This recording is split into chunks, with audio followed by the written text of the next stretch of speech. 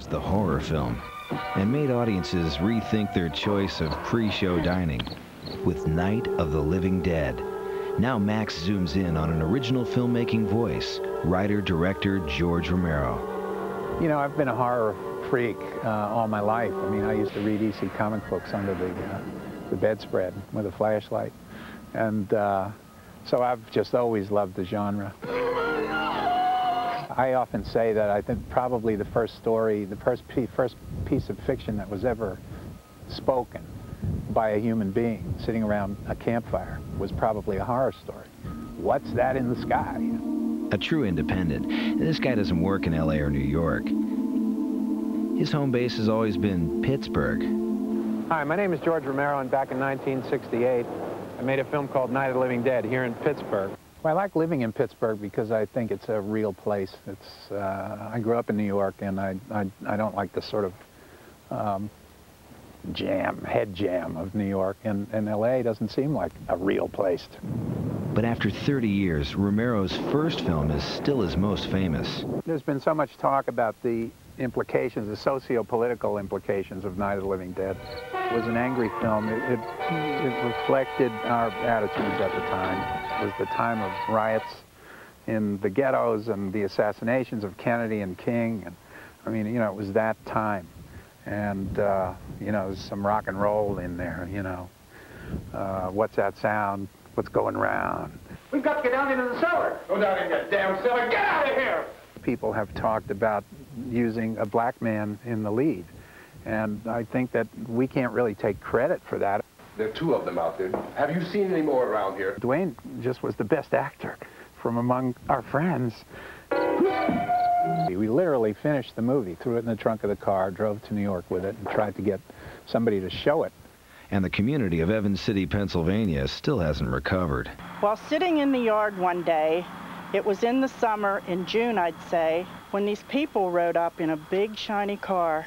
We wondered, who do they think they are? A girl got out, she looked rather groovy, and said, "How would you like to be in our movie?" We'll always remember and never regret, no matter how old and feeble we get, the time we spent acting like silly old fools and got in the movies resembling two ghouls. So we arranged a mini Night of the Living Dead reunion. This was our invitation to the premiere. Wow. This was me and my husband. Oh, right here. Mm-hmm. See that? What would I put you people through? And George took us back to the site of the original farmhouse he used in the film. And this was where the zombies approached in the big wide shots that we had. This was the way that Judy originally ran towards the house. This is the first time I've been back here since we shot the film.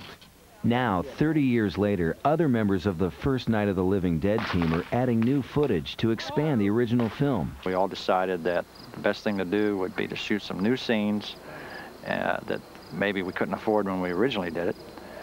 And Jack wrote the scenes, and here we are. Hello. We knew we were making a good movie, but we thought it would have maybe a 2-year life like most horror films did. And nobody could predict that this thing would still be going on for 30 years later, and still people want to see it. It's an experience and a privilege to actually be in something that was filmed 10 years before I even existed.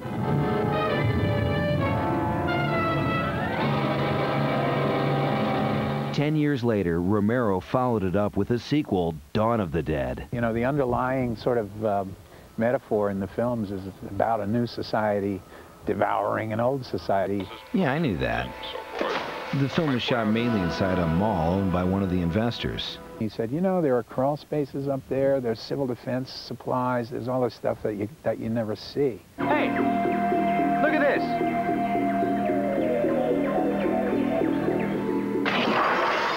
And I said, wow, that would be a terrific place for people to hide out. He's made over 15 films and numerous television projects, and all show his flair for getting solid performances from either seasoned pros or relative newcomers. Stop it! You're ignorant. And a powerful, no-nonsense visual style. On Halloween, George Romero takes the director's chair, showcasing 3 killer films. CREEPSHOW.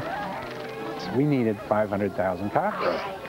So we had these entomologists from the Museum of Natural History in New York actually went to Trinidad into caves and brought back photos of themselves walking around thigh-high in cockroaches. Dawn of the Dead. If it seems that zombies were easier to kill in the second film, it's because when we made the first film, we couldn't afford automatic weapons. And Martin. Martin is a story that came out of my dreams, I guess. It started with the idea of if a vampire was alive today, what would his problems be? October 31st, starting at 10 p.m., only on Cinemax. If you don't like horror movies, go watch the Learning Channel.